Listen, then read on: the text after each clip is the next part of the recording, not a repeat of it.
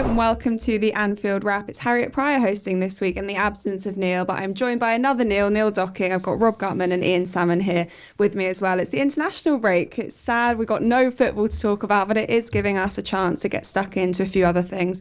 And I want to talk about 5 players within the context of the start of the season, assess their form, their performances and their futures at the club. John will do another 5 players next week, but just first off, I want to cover off a few other stories from the past week, and starting with the women's game, because it was a great introduction to the WSL season by Liverpool women. I was absolutely petrified before the game. Rob was just saying the odds were 40-1, were they, before? Apparently so, yeah. For Liverpool to beat Chelsea, the reigning WSL champions that have won it 3 times in a row, undefeated in 2022. Neil, you watched the game yesterday. It was some performance by the Reds to stick in it and then come away with the 3 points. It was. Chelsea have won all these league titles. They've not been up against the Reds, have they? No. It was a great opportunity, I think, for the women's game yesterday. With so many, with obviously the Liverpool men's team not playing against Chelsea, the eyes of the nation, really. A lot of people, I think, will have been flicking around on Sky to watch football, come across the game, and I turned on and we were under the cosh, it's fair to say. Lauren James, Reese's sister, was tearing it up on the right wing, and I feared for the Reds, and then it was a bit of a soft penalty, but you'll take it, and. Was it soft? I couldn't really, because I was there watching, so you can't really the first see. one was a bit soft. I think the second one was nailed on. But it depends whether. I saw Chelsea get one and then I saw... pens. All the goals were pens. Yeah, all the goals were pens, yeah. Every goal was a pen. Yeah. But it was some turnaround. I think at that point, 1-0 down, it was like 80-1 against, wasn't it? Yeah. So yeah, great result. And it looked to me like a pretty big crowd as well. A couple of the stands looked empty. Yeah. Then it looked like one was packed. They have everyone in 3, so it's over 3,000 there, which is a record at that ground for Liverpool women. It was definitely markedly more busy than last season, where, yes, you couldn't get parking space, and last season you could just sort of stroll up and just go in last minute. It wasn't like that. So yeah, very, very positive performance, and Katie Stengel with the 2 penalties giving us a great start to the season. They're playing at Anfield next weekend, so do get your tickets for that. It's the Merseyside derby. Kids can go for £1 as well, so do make sure that if you're around and you are missing football that you get yourself there. There was also a post-match show from the game yesterday, so if you want more analysis on the game, do have a listen to that. I just want to cover off one more story, Rob, and that's on Melo, because he hadn't played for Juventus since May, so it's no surprise that Klopp didn't want to throw him straight into the mix. But now there's all these rumours that maybe we wanted to let him go already in January, or that we're definitely not going to buy him at the end of his loan spell. What are your thoughts on this? I don't think we're going to terminate his contract as soon as January. I think he does just still need a bit of time to work out whether he is going to be useful to this Liverpool side. Yeah, the stories surprise me, and I smell mischief-making bullshit here. I call it. So do I.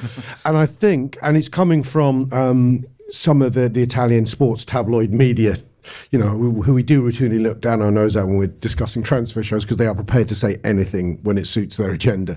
I do wonder. There was a bit of noise when he left Juve that, hang on a second, why is such an esteemed coach as Klopp taking a punt on Arthur when we want him out the door? What are we doing wrong? And there was a sort of an implied criticism of the various managers Juve have had, and even of Allegri, who's come under some pressure anyway. So I do wonder if friends in the media of certain people at Juve, it might suit them for there to be a narrative, without being too conspiratorial about it, which I'm being. Conspiracy theory started already. I do wonder if it does suit them to have Arta written off as a bit shit. Yes, okay, on the one hand, that might be a bit soft because they want him off their books financially to a degree. But I do wonder, that might be the club, but I do wonder if certain individuals might be going, do you know what? If he hasn't played yet, let's keep on propagating the story that he's shit. Otherwise, why would that be the case? Because Liverpool clearly haven't bought a player who does have a pedigree despite his problems in Italy, and will have written him off. I mean, what would he have done in 2.5 weeks at Liverpool for them to decide to go back? Did they catch him out till 4 a.m. in clubs 3 nights running? I mean, he has to... Gave Klopp the V's on his first day. Yeah, exactly. Yeah, it had to have done something pretty shitty in 2.5 weeks. Turning up maybe a bit unfit. They'd have known from the medical just what his level of fitness was. They're well informed. It wouldn't have been a surprise. It's not like he walked in with a big beer gut on him and go, Jesus Christ, what have you been doing, lad? We didn't realise. They knew what they were buying. So even if he's under match fitness criteria levels, there's still time to work with him. And in fact, Liverpool have come out and actually briefed themselves through much more credible sources that there's absolutely no intention of sending him back in January. And he's on a special programme and all is fine and we should calm down. Can I just return to your conspiracy theory there?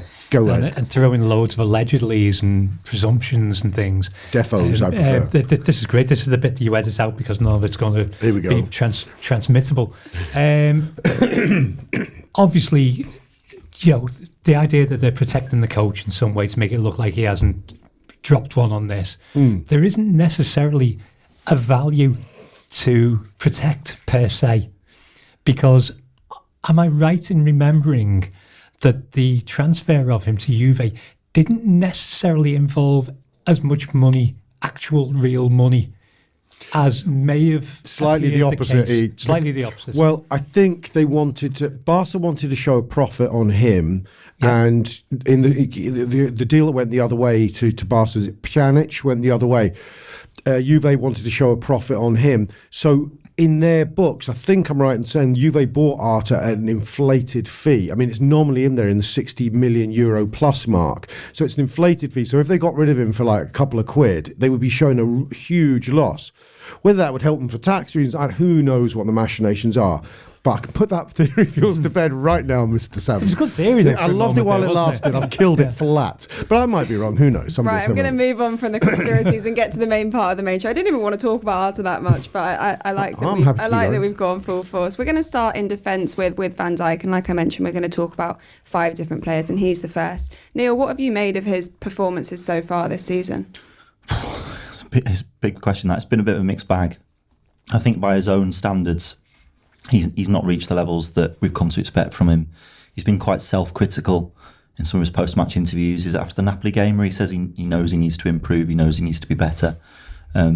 He's also been quite open when he's been asked about our issues in midfield, where he was saying that we need more midfielders and that success is based on the work rate and the energy of our midfield. The obvious point being that that's not quite present at the moment. I think the system isn't helping Virgil at the moment. I don't think the rest of the team are helping him. The amount of times our defence are basically left to it, sort this one out, boys. They're often little support for them. And I sometimes feel like they can be made to look like idiots, him and Gomez. I sometimes think, when Trent is so far upfield, sometimes also Robertson on the opposite flank, but when you've got Fabinho holding fort on his own, I just think they look so exposed, and it seems that time and time again the opposition's getting a chance to run at our defence, and I just think it's inevitable that errors will creep in. I don't think it's necessarily a physical thing with Virgil, because we've seen him come back from that horrendous injury and play brilliantly last season. So I don't buy the fact some people talk about him having lost a yard of pace or lost his sharpness physically. I don't really see that. I think it's more of a mental thing. I think it's maybe a sense of being a bit overwhelmed by responsibility and maybe not playing with quite the freedom that we're used to seeing from him. It's uncharacteristic, isn't it, to see Virgil giving penalties away. You sort of think, how's that just happened? And you assume that it must be an error. But much as the Mitrovic one was soft, the one against Napoli, I think he had to hold his hands up. And there was no doubt he was very much culpable against United at Old Trafford, for the opener. So I feel like he's dipped well below his standards, but I think it's more of a mental and a systematic issue rather than, part of like a long-term decline, which is what I'm seeing some people suggest. I'll read out his comments because you mentioned there what he said after Napoli. He said, I can do much better. If we do well, I obviously get praise, and if we don't, then I don't. But I still think I need to improve, and that's fine. We are good if we perform as a team, and that's the reason behind the success we've had over the last 5 years. We press the team, we defend as a team, and if you start doing it in bits and people are not in the best form of their life, it is tough. Is there a sense, Rob, that maybe this isn't coming down to individuals, as Neil sort of highlighted there, and it is a bit of more of a thing that they're not playing as a unit? They don't look like a solid team. They just look like a group of individuals who are kind of working for themselves and not for the wider cause. Yeah, I'm uncomfortable entirely digging individuals out during this phase we've been because I do think it is a wider malaise. There are one or two conversations you can have about certain individuals' sort of trajectories. I think over recent months, games, and I know we're going to cover that off. For me, Van Dijk is one of those who is I want to say beyond reproach still. Yes, if the team dips down, he dips down. But he was at the scene of the crime when Liverpool got beat 7-2 by Villa just before his injury in the pandemic season. He can be playing when things don't go well. When you look at criticising someone who's so obviously such a good footballer like him, you've got to look at, to my mind, you look at two things. Because has he made individual errors? Has he made positional errors? Positionally, I'm not convinced he has. I mean, I looked at a couple of the goals again, and the one against Ajax, most recently, the one that Kudus scores. To me, it's a midfield issue there. It's an abrogation of responsibility by the midfielders. So my mind, and maybe I'm being a hypocrite here, dig out might be the wrong reason, but I'm seeing gaps between Fabinho and the two centre halves that I didn't notice in the past, and I've noticed that a few times this season when a goal's gone in. I go, hang on, where's the midfield? And Fabinho seems, whereas he used to almost be like a third centre half for us a lot of the time, maybe a sweeper that plays in front of the two. Not noticed that this season. You've still seen examples of his individual quality. I've referenced before on a couple of shows that thing he does against Rashford at Old Trafford, where he just puts on the burners and eases him out of the way with pace and strength, shows to me that, as Neil said, nothing's gone physically there. There are moments where I think of mild complacency, and maybe that's at the root of the whole team malaise. The goal, I think I'm right saying the goal against Palace, where Zaha finishes wonderfully. There's a point where I think Van Dijk's tracking, you thought, just do the thing you do where you block or ease him out of the way. But he overly backs Alisson there. And I almost think that's born of a certain arrogance or a certain overconfidence we had during the tail end of last season, where we were just in a hurry to get the ball up the other end of the pitch. And sometimes we're forgetting to defend routinely. So I think whatever people are identifying Van Dijk will not be identifiable when the team are winning again, is my short summary of it. Well, yeah, and that's essentially what he said. But Ian, I did think he was much better against Ajax, and I thought the defensive unit as a whole was much better against Ajax. But the goal we conceded, which Rod touched on, it was essentially one through ball, and there were gaps in our defence. Do you notice this season that there are a lot more gaps, or do you think it is coming from midfield rather than any blame being put on Van Dijk and Gomez or Matip? I think for that goal, I think there was the Napoli game where Gomez had an absolute nightmare. Yeah. And Gomez had been pretty much one of our best players most of the season so far. He looked really good, but then obviously there was a problem there. Listening to the review show on the Ajax game, Sean made a very good point. The goal is more related to Tsimikas suddenly disappearing halfway up the field than necessarily to Trent not covering properly, or the two centre backs actually not being where they're supposed to be.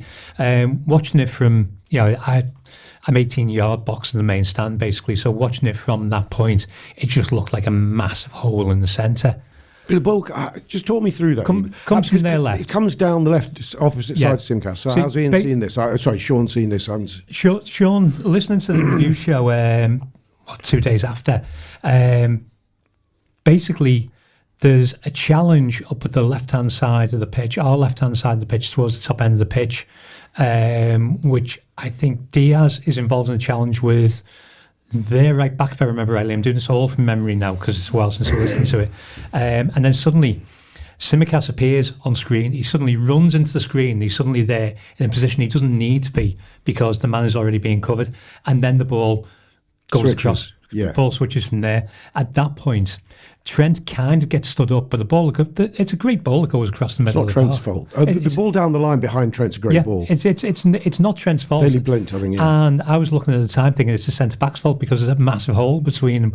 But Tsimikas is gone, so Virgil's off to the left, and Matip was kind of more right. So there is a big hole between the two centre-backs, but because they're covering three positions between the two of them, so I don't think that's systemic. I don't think it's Virgil. I don't think it's a defensive thing. I think it's just something that happened for that particular goal.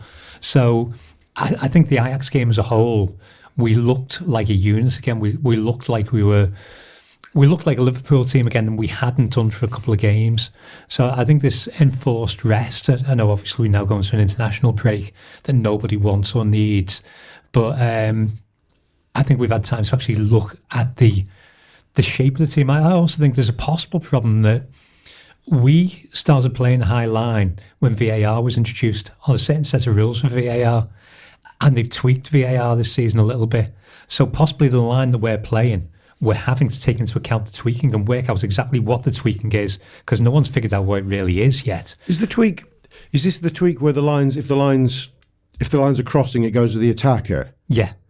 Did that come in last season or not? No, that was changed beginning this season. Wasn't. So it's strict. Oh, really? Yeah. So it's an actual close season change to VAR, and I think last season was all the dotted lines, wasn't it? There was some change last season, wasn't it, to make it slightly better than the season before? I think they said there was, but nothing actually happened. No. United's second goal would have been offside last season. Yeah. Oh, really? Yeah. And should have been offside this season because you can see his entire foot behind Gomez. So yeah, the rule is we're really going back here. With the thickness, the rule is now that on the lines. If there's a gap, if there's a gap, then you're onside. But they're still not applying it properly. Weirdly, Champions League applies it better, and Europe seems to apply it better. It's just our VAR that can't apply rules properly again. I do think if we were Ajax fans, we'd have been sat on a post-match show talking about our fabulous goal at Anfield. Hell of a goal. Yeah, talking about our brilliant goal, great move, sweeping pass, great cross. Incredible finish. Unbelievable finish. I mean, Virgil has he's got two lads in front of him. He's held them up. He's basically said, go on, then if you can put it in that one top corner, then fair enough. And that's what the lad's done. I feel like sometimes we've got to avoid that kind of Steve McManaman analysis where every goal is the fault of somebody and someone should have done something better. Did you think the defence was better then in general? Yeah, I did. And there's a great chance late on, isn't there? The header. Daily Blind. Where I think Trent perhaps could have done better. But overall, I thought we looked a lot more solid. And you are going to concede chances. You can't be hypercritical every time the opposition have an effort on goal. That's not been how we've succeeded under Jurgen. We've not been a team that denies the opposition any chances at all. We're not a team that plays keep ball like Man City and deliberately tries to make the game as sanitised as possible. We play with an element of risk. We're willing to give up a certain amount of chances. It's almost like a percentage thing. There's always a couple of good clear chances against us, isn't there? Yeah, always. So the goal is not a high XG chance, is it? The header is, by the way, but the goal isn't. Yeah, absolutely. Rob, do you think that attackers are approaching him a little bit differently this season? Because we've seen him give away 2 penalties. We've seen a few little individual mistakes creep into the game. But if we just look quickly at the stats, because I had a look at the goals conceded per match last season, that was 0.68, and obviously a much smaller sample size this year, but it's 1.17 in the Premier League. And a lot of those, are positional things, but some have come down to individual mistakes. And I think there is a sense that attackers are really taking on Virgil a lot more than I did seem to be last season. I don't know. I mean, this is the problem with stats, is context. If you're in a bad run, you're in a bad run, which means you're every conceding. individual's going to look worse. You're conceding goals, and you're conceding goals because people have attacked you. And how that's been allowed to happen, again, is a much more complex thing. And it starts certainly with the Liverpool side was the pressure on the ball at the front, was the vaunted pressing game, the intensity there. If the intensity's dropped off, and most of the stats what they do tend to show is Liverpool aren't running around as much. Liverpool aren't putting as many pressures on the ball as they were. Again, this could be a short sample context thing. But if those things aren't present, there's going to be opportunity for people to run at people. So again, it's difficult to say.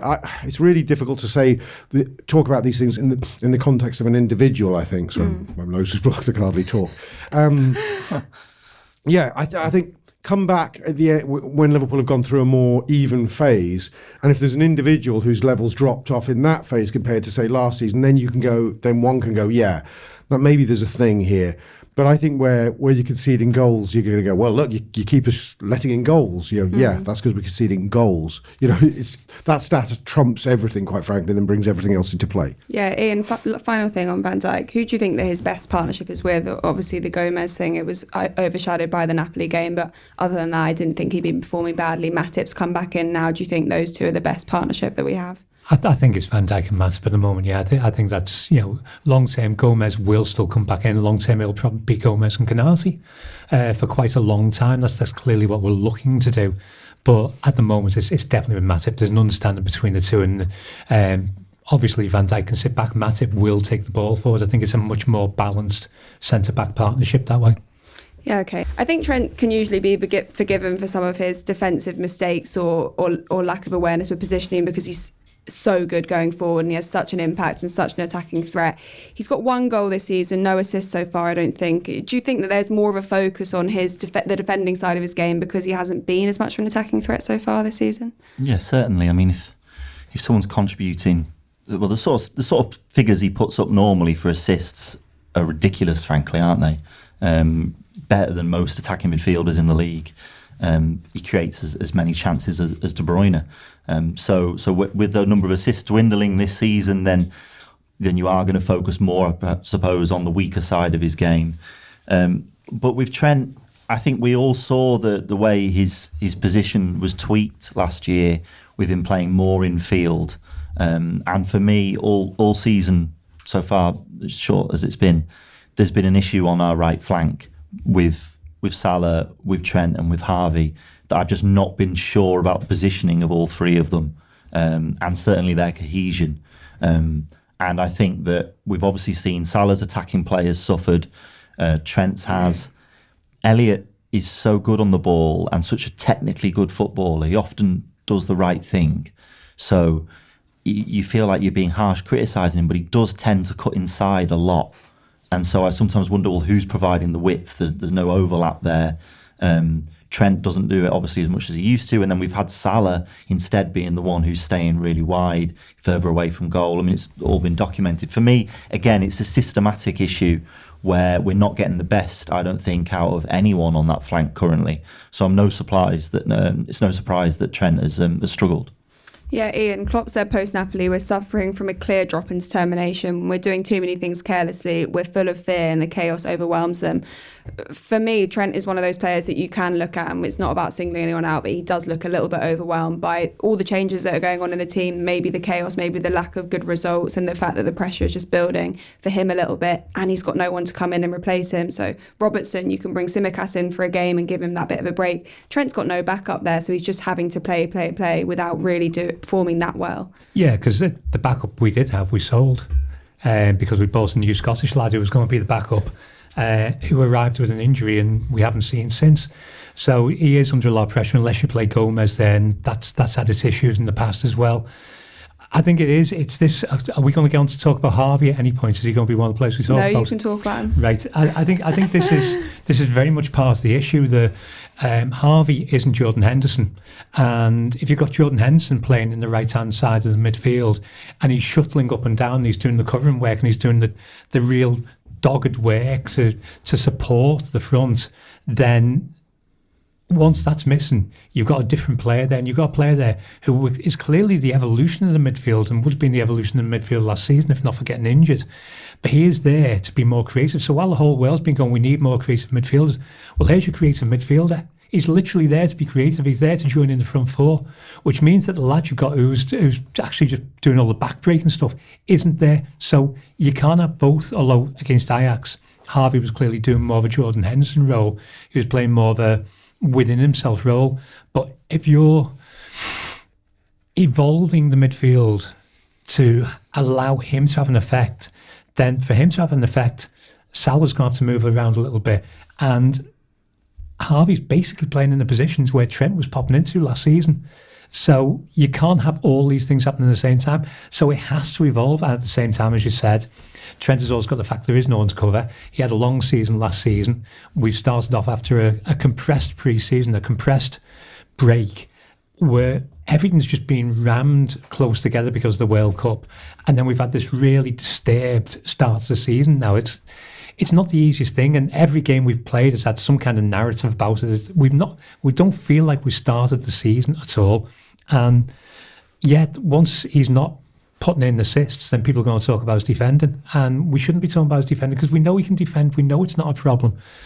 But it's just been an awkward start to the season. Has he been given a new role, do you think, Rob? Do you think Klopp's asked him to do anything differently, or at least actively told him to be in a slightly different position? I don't know is the honest answer, but it has been an evolving role, his. In what way, though, from last season? Well, last season, I mean, some people might even date it before last season. There were certainly times we were seeing Trent much further infield when he was attacking. So instead of being, from his early phase of his Liverpool career, he's very much playing as a wide midfielder, an overlapping fullback. I remember his first couple of years, I think there were comparisons with David Beckham a little bit. He was getting chalk in his boots on that right-hand side, not necessarily looking to beat him out or hit the touchline, but in a position, say, 20 yards from goal by our right-hand side touchline to whip in killer balls. That was Trent's stock and trade. I feel as time's gone by, we've moved him 10 yards forward and 10 yards in to his left infield. He's basically playing, to my mind, as an attacking number 8.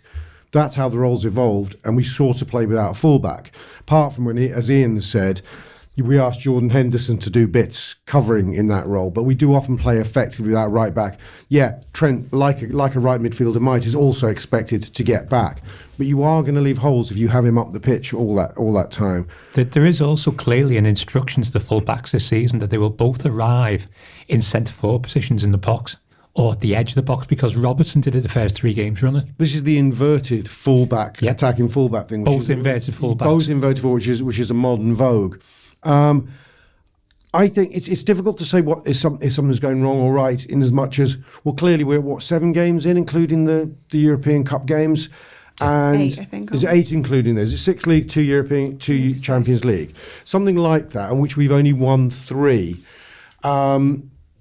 And in those 3, we played well for most of the game. Those 3, albeit there were late wins in 2 of them. We still played well and deserved the wins. And whatever was going on with Trent on the right hand side was actually going well in those games. In fact, I mean, against Bournemouth, Trent scores a world class goal. Harvey Elliott does as well. Salah makes assist after assist. It works really well. And you'd probably say it did work quite well in some of the other games, but then in others it hasn't. But we have had this sort of shifting guard, as Ian said, between Harvey and Jordan Henderson in terms of who's in what position. So there are things we're finding out, and it's difficult to sort of bed in new systems. Again, judge new systems when the whole isn't correct. The key thing in the quotes you read out there, I think, in my opinion, is Klopp saying about post-Napoli is the determination wasn't there. Now, that's a big indictment, quite frankly. That, again, plays into the intensity thing, the pressing, that is our signature. But if that isn't there, I don't care what system you play, it's going to look poor. Everything is, and especially throwing wrinkles of newness, like having a new kid like Harvey Elliott there. And it's also difficult to bed in the new system that you decide you're going to go with when your centre forward decides to nut somebody. Yeah, it doesn't help. It doesn't help at all, because at that point, then this new system that you've got with this lad who plays there is actually changed for bringing Firmino on, who's going to play there. So it's just, the system is automatically not working as it should work, because you've got 2 completely different players having to interchange, basically, having to bring Bobby back in for 3 games where you would have been playing Nunes. We did see another, we did see another glimpse of this working, I'm forgetting about, and it does count, the Community Shield. Yeah. Where Liverpool overwhelmed Man City, and the new number 9 scores a goal, plays really well when he comes on. Trent scores a great goal, albeit a bit deflected. So there was another big example of the system working. It's clearly the consistency of determination, as Klopp calls it, to my mind. It does seem that sometimes people are quick to blame Trent. They want to rush to blame him for things. We're talking about Klopp and determination. I can think of goals we've conceded this season where clips have then done the rounds online, which people suggesting showing Trent giving up, or Trent not maybe making as much effort as he should do to deal with an issue. But I do think he believes in his teammates, and sometimes you've literally passed it on to your teammates, But the other thing I think is there's a real media spotlight on him with the World Cup coming up, and he's the story. Trent's probably the biggest willy won't he story with the England squad. Yeah. I never really like to speculate about what's going through players' minds and how they're feeling about things, because we just don't know. If he was here, he might say, well, I don't feel any pressure through that. You can't shut it off though, can you? You can't shut off the external noise about whether you are going to get a spot, and he'll be playing with that in the back of his mind, consciously or subconsciously. Yeah, there's constant articles now that, you see them every other day. Is he going to be the one who's left out? And we're all aware, and he's aware, what a special footballer he is, just how much he brings to the table and how great he's been for so long. And that there's even a discussion whether or not a player as creative and as gifted as him will be part of the England squad. It is just frankly ludicrous. It's just insane that there could be any world in which you wouldn't find a role for him in the squad, even if he wasn't going to be part of your starting 11. But it feels to me like there's a real sort of swell of opinion that he shouldn't even be going out there at all. He shouldn't be part of the 23-man squad. It's 25 now. 25, yeah. So I can't help but feel that must be at least in the back of his mind a little bit, that there's a pressure on him to perform, not just in terms of as a Liverpool player. There's a pressure on him to perform because of I mean, how old is he now? 25? No, not even that. Not even that? I just 23, I think. 23.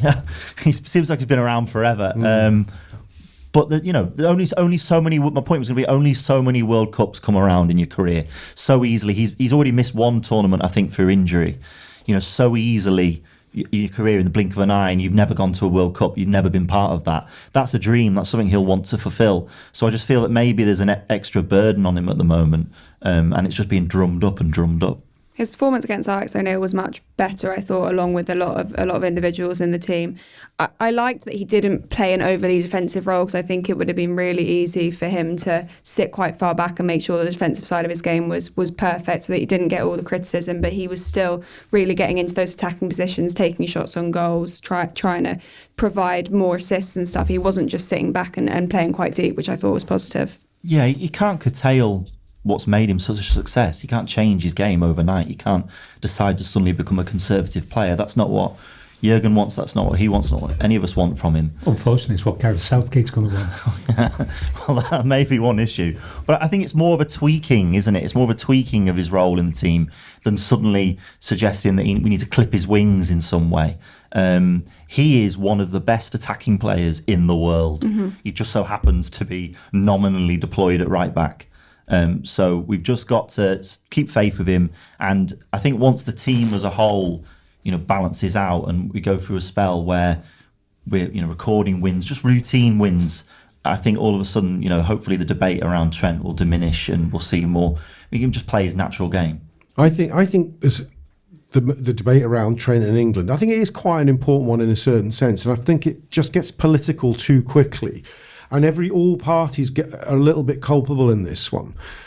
I sort of sympathise with Gareth Southgate in one respect, is he doesn't know or cannot play how Jurgen Klopp sets a Liverpool team up.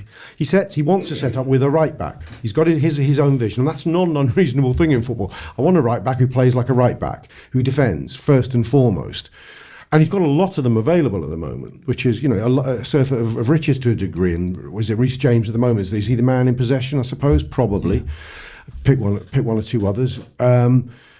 So Trent isn't going to play the right back role that Gareth wants. And that's not unreasonable from his point of view. But he is of an elite level. So therefore, it's right that the conversation moves into, and Southgate tried it once and it didn't work, how could England use Trent Alexander-Arnold in midfield?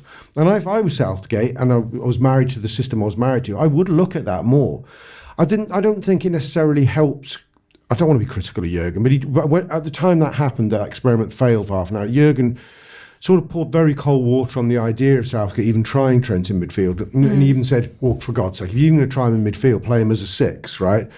Which is a whole other conversation, considering he's never played there in his career. I thought. Well, Southgate's trying to fit him in, isn't he? So can't really be criticised for trying to use him when he is, like Neil mentioned, one of the best players attacking in the world. It is an unusual problem. I think everyone should step back a little bit from the debate and go, how do we do this? Because Liverpool have decided to find this very unusual role, a right back who plays as a number 8.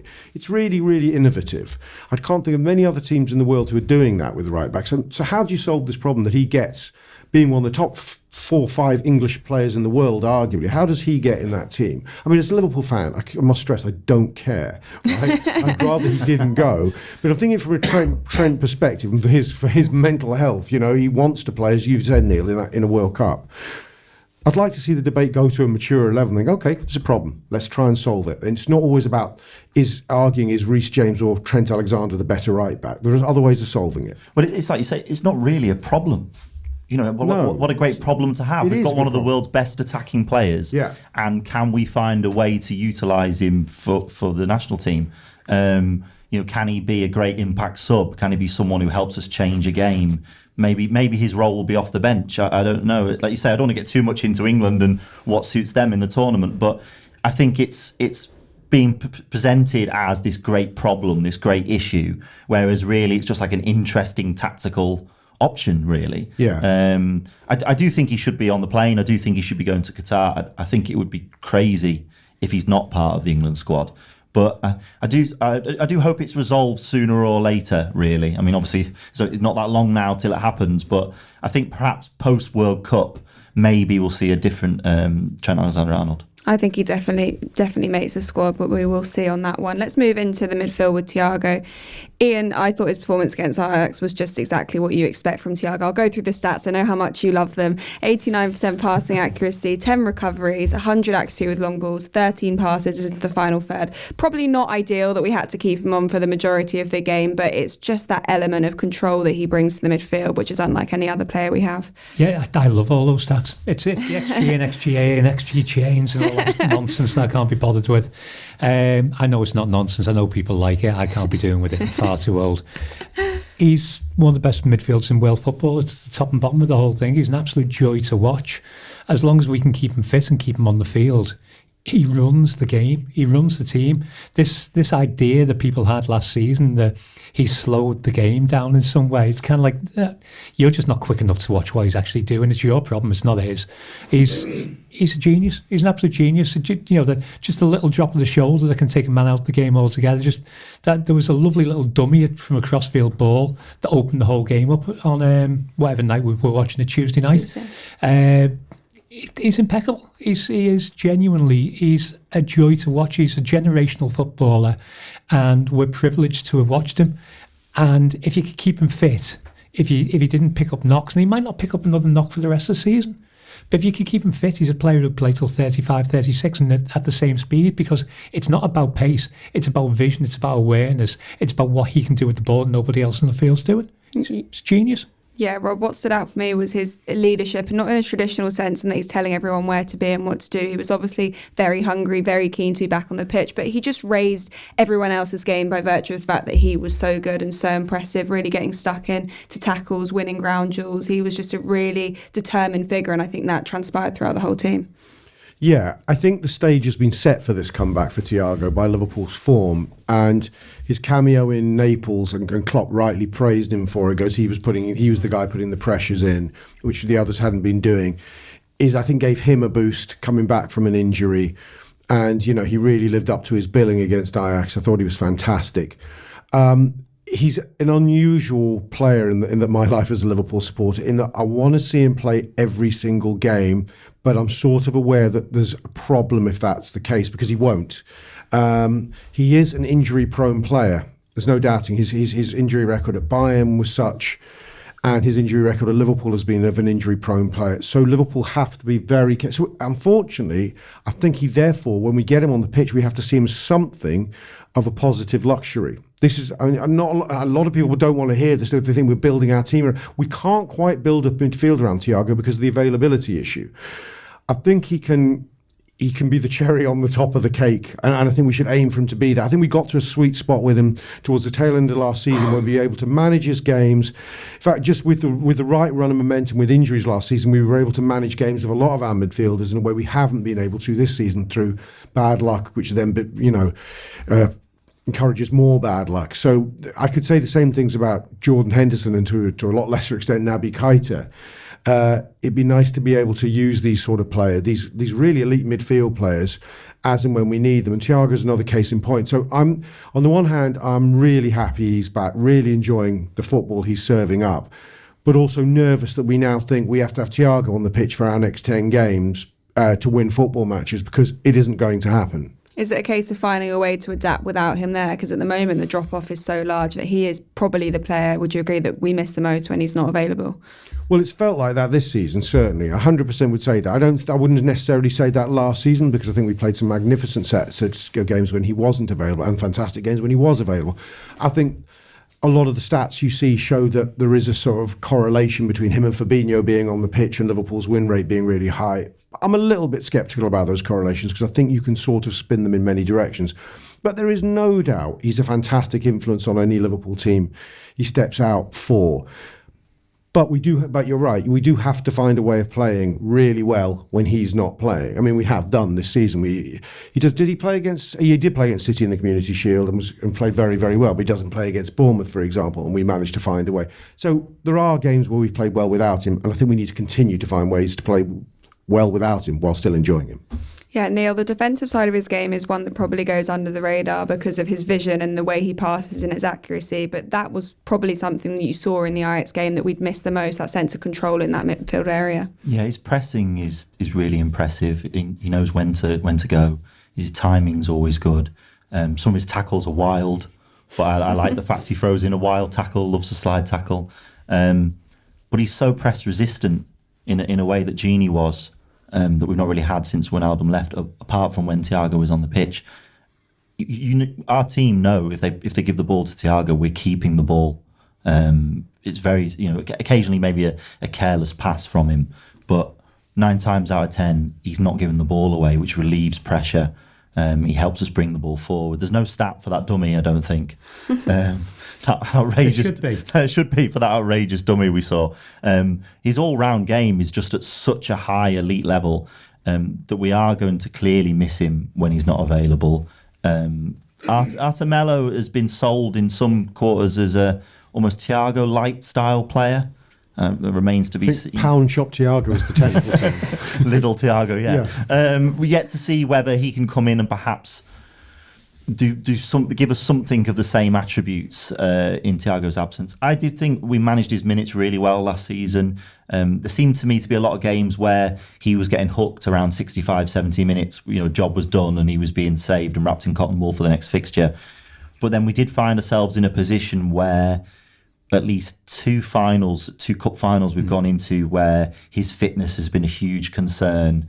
One where he's obviously pulled up just before in the League Cup final, and then the Champions League final where he just clearly wasn't at his best. Had to play with pain-killing injections. Yeah. And there's no doubt that we are diminished greatly, I think, when he's not on the field, because he's of such quality. This daft North versus South team idea that Todd Bowley's raised. People are sat drawing up their teams. Well, Thiago's straight into it for the North. Thiago's straight in there with. He's a player that you could see walking into City's midfield. We always praise City's midfield, their level. Well, Thiago is absolutely at that level. He's a fantastic footballer, but we can't be certain. If only he was as durable as Mo Salah. If only he was a player who you could count on every single week, but we can't. So, in a way, could you see him being more respected or playing more often than? Because I think we probably ask more physically of him than I think a Guardiola team might be. This is just purely hypothetical. I mean, he said last season, "Klopp taught me how to run," was his quote, right? Which does show that he's being asked to do more work than he's had to do previously in his career. Now, he was injured before Klopp came along and made him run.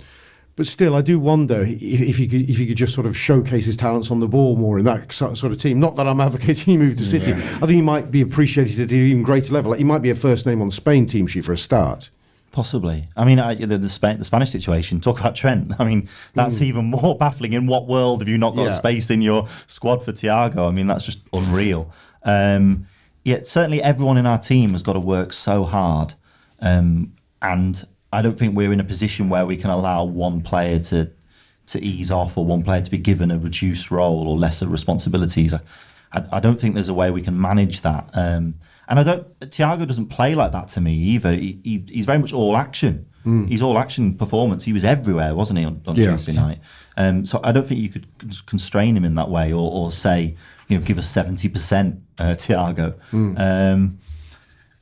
It's a difficult situation. Melo, I do think the two of them are linked. I do think that we talk about Melo and him not coming straight into the team. Is that a surprise to anyone?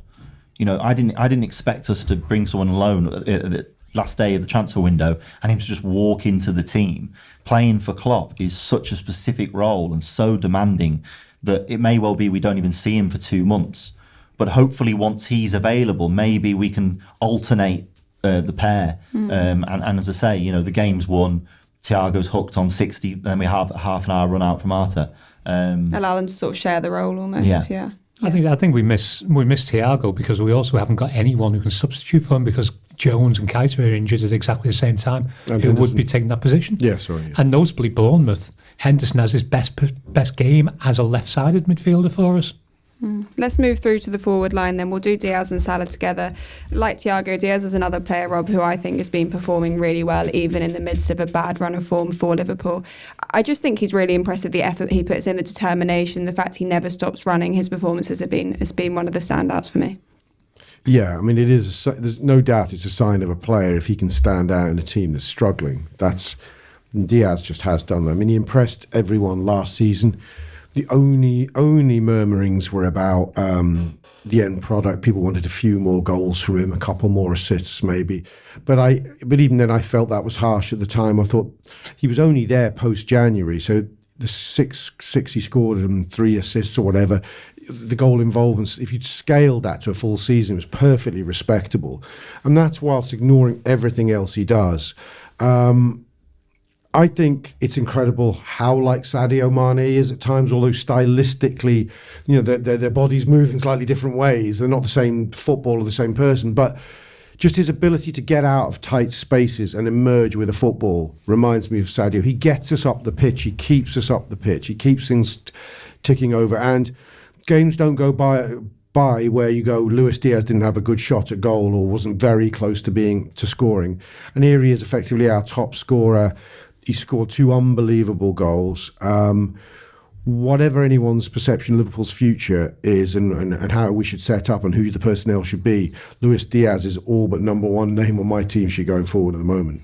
When Sadio Mane leaves in the summer, and that's probably one of the biggest concerns, how are we going to fill his role in the team? But actually, for all the problems that Liverpool have had, filling Sadio Mane's role has not been one of them with Diaz's introduction and how he stepped into it. No, I was concerned about filling Sadio Mane's role from about the 3rd game of the season to the 4th game of the season, and that was it. I wasn't concerned when he went because, as I've banged on about ad nauseum at the moment, for 18 months we all wanted Sadio Mane sold so we could keep Salah because Sadio Mane wasn't doing the job that we thought he should do. Then we moved him into the middle of the park and for 6 months he was fantastic again. But we forget that for 18 months before that we were all complaining about him all the time. So all the people who were saying we were missing Sadio, they weren't saying that when he was playing for us. So it was just nothing but complaints. I think we filled his vacancy perfectly with Diaz. I think Diaz is a fantastic footballer. I think for me, he reminds me more of Luis Suarez. That unpredictability. Again, the way he comes out of a challenge, you can have 4 lads challenging him. He'll come out with the ball and you won't have a clue how he's done it, but he will do it. And he's also got that from the very first game where he just suddenly appears on the touchline and passes it into the box from there. And you're like, where the hell did that lad come from? He's fitted immediately. He's got the pace. He's got the vision for it. He will have a world-class shot every single game. I think there was a moment in the Palace game where he decides that he's going to win it single-handedly after Núñez has been sent off, and he has the space to do it because the space he wanted to be in was exactly where Núñez was playing. And it's noticeable, as soon as we're down to 10 men, he then has the freedom to play the way he wanted to play in the first place. So we do need time to integrate Darwin and Diaz so they can swap and change as they need to, as Jota and Diaz were doing at the weekend. Sorry, not the weekend, Tuesday. I don't know what day anything is anymore. But I think he's the key going forward. I think at the moment there's a lot more space between Diaz and Salah than there needs to be. I think we need both of them towards the edge of their respective edge of the box to be more of a threat. But I don't know what Jurgen's plan is at the moment. I don't know what Jurgen and Pep have decided they're doing. I know I'm reading Pep's book at the moment, which is a very long read. It's very slow. It's the driest book I've ever read in my life. But the reviews are out. Yeah. 3 stars. There's a lot of detail in it. I don't think I'm following all the detail, but there are some absolute nuggets in there when you hit them and you find things like Curtis Jones. You appreciate what Curtis Jones does in terms of what they ask him to do. You appreciate what Milner does in terms of being the assistant manager on the field. So you appreciate how this club works. And I may not be the right person to be reading it. Probably need somebody with a coaching brain to read it rather than me. He doesn't talk about XG, which is always a good thing. But you appreciate what they want of the players and what they're actually asking in the system and what they changed at the beginning of last season in terms of they're saying, this is what we've changed. And we don't know what they've changed this season, what they're asking. And it's been so disrupted that we won't tell until somewhere around Christmas, by which time we might look like another iteration of the best team on the planet. Yeah, Neil, let's bring Salah into the conversation. Ian there mentioned that Diaz has been quite far out wide, and I think you can probably say the same for Salah. They feel a little bit too dragged out at times, and there was conversations around whether that was intentional, but then Klopp came out after the United game and basically confirmed that it wasn't. Do you think that that's the reason that Salah in particular, his impact has diminished over the course of the start of the season?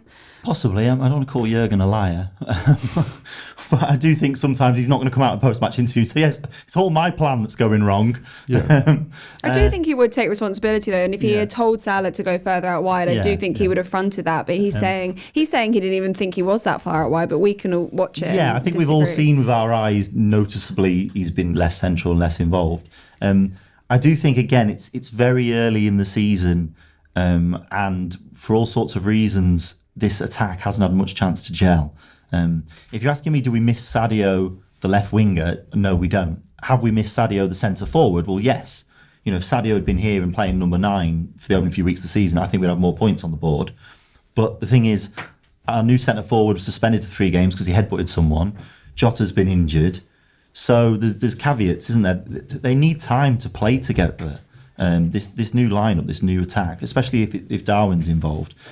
Talking there about the potential for Darwin and Diaz interchanging on the left with Diaz going more central and Darwin drifting out to the left, the positions he used to take up for Benfica.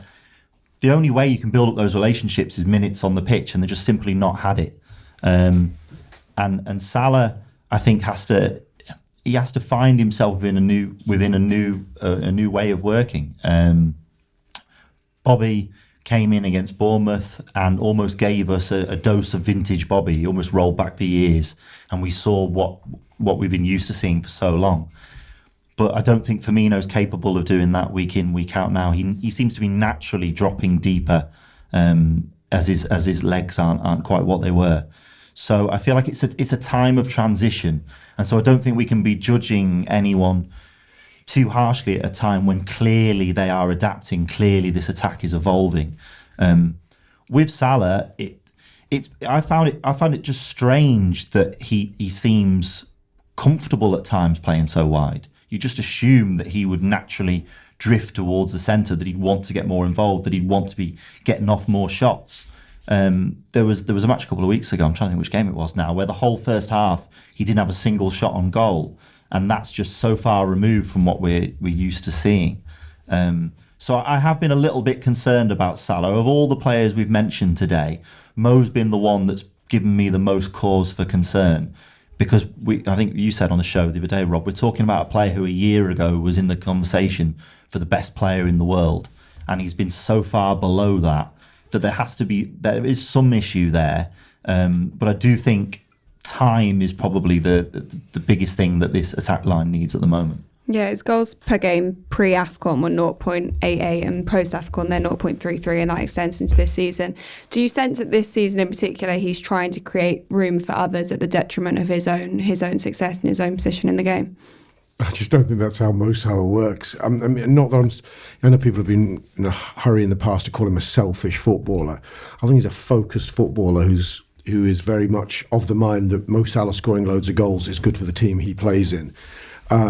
And he's prepared at times to put the blinkers on and stand his man up, look to beat him, get a shot away. We're not seeing that Mo Salah at the moment. And I don't think it's a selflessness thing, all of us. I don't think he's a newfound philanthropist for new centre forwards. I don't think that's how he works. But it is transitional, isn't it? So he'll have to be working out how he can assist Núñez when he is playing, or going back to an old position when Firmino or Jota's in there. So it's difficult while he's chopping and changing, and they're trying to get used to playing in this new style. I think so. I think there were signs that him and Núñez were dovetailing really quite nicely in the Community Shield. They have, when he's come on as well, I think. Fulham. I mean, he puts 2 great balls into the box for Núñez, one of which he scores and one of which he's unlucky not to score with against Fulham. And in the Palace game as well. And in the Palace game. I think my issue, I think something happened to Mo on the back of AFCON. The psychological blow. I mean, it seems obvious to say it in a certain sense, but that followed by the blow getting knocked out of the World Cup qualification did seem to jolt his season. There was the backdrop of the contract discussions. I also, people want to think he's a mature footballer. He's still a relatively young man. and all the acclaim he got in the first half of last season, when he had that scoring rate of 0.8 a game, when he was being called the best player in the world, it's quite a journey he would have gone on, even within the context of the highs of his stellar career to date. So he was dealing with that approbation and the fact that people were saying he's on course for being the Ballon d'Or winner, the best footballer in the world. Then the rug gets pulled from under him quite significantly with those 2 international tournament setbacks. And it then doesn't go for him, and he looks frustrated. And his return in the second part of last season after AFCON is not good at all. It's not elite by any stretch. It's decent, but it's not elite. Actually, it's not even that decent if you take out the penalties, I think, post-AFCON. So my long-winded conclusion is that he's lacking in confidence. I mean, to be the player he's been, you have to be supremely confident, and he still will be confident, but there's degrees of confidence. And to me, that going wider is a consequence of him wanting to find space, because he's not backing himself in the tighter spaces he once would have backed himself. That's how I'm reading this as happening. He's not being instructed to. It's just an instinct to just drop back 5 yards, 10 yards, to where you can receive the ball with relative safety and know that you've got time to lift your head up. 10 yards further in, you're getting clattered straight away. So have you got the confidence for that first touch, that first drop of the shoulder? Do you back yourself for that to be right and you to come the other side of it?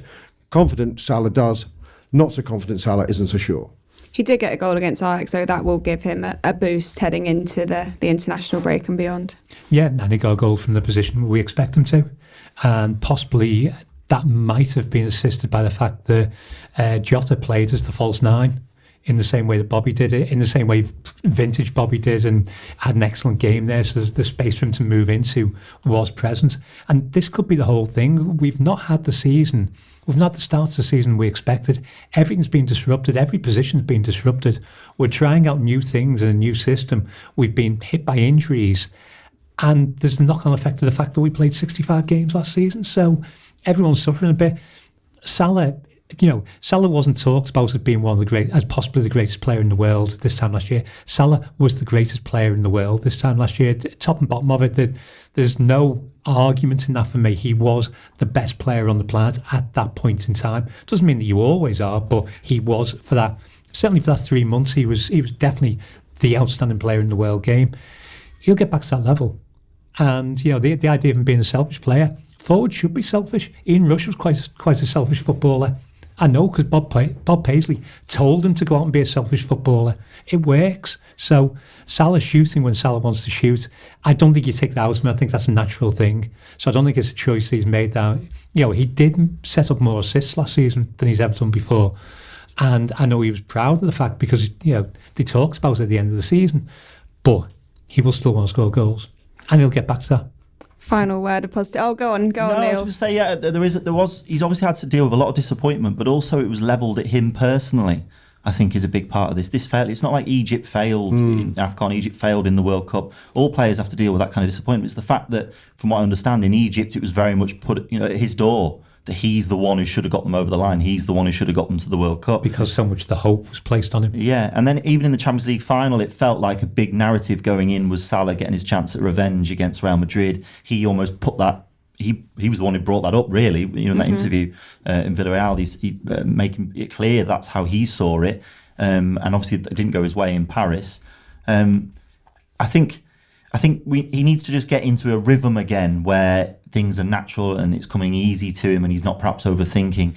When Jota came in on Tuesday, it looked to me like all of a sudden you could just see Mo thought, I know exactly how this works.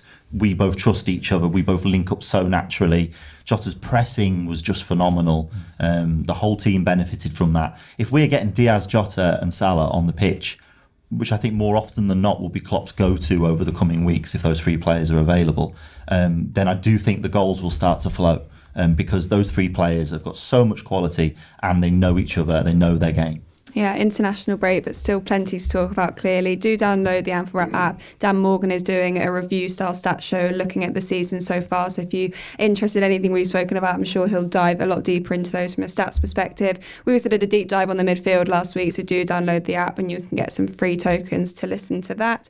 Go and buy your tickets for the Merseyside derby for Anfield next weekend. And other than that, enjoy your international break. Thanks to Ian, thanks to Neil, thanks to Rob and to Andy for producing. See you next time.